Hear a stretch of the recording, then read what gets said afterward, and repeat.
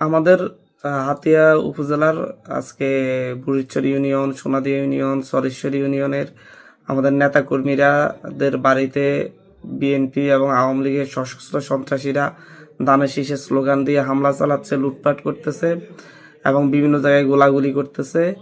আমরা প্রশাসনের সহযোগিতা কামনা করতেছি। প্রশাসন যাচ্ছে কিন্তু প্রশাসন কাউকে অ্যারেস্ট করছে না।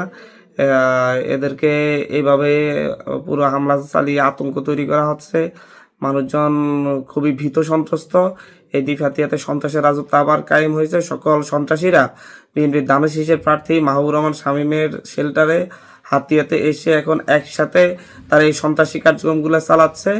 আমরা পুরো হাতিয়ার সকলের সহযোগিতা চাই, হাতিয়ার এবং সারা দেশের প্রশাসনের সহযোগিতা চাচ্ছি। আমরা নির্বাচন কমিশনের কাছে আহ্বান জানাচ্ছি, অতি দ্রুত সন্ত্রাসীদেরকে আগামীকালকের ভিতর গ্রেফতার করুন, অভিযান চালান, না হয় হাতিয়াতে সুষ্ঠু নির্বাচনের পরিবেশ সম্ভব নয়।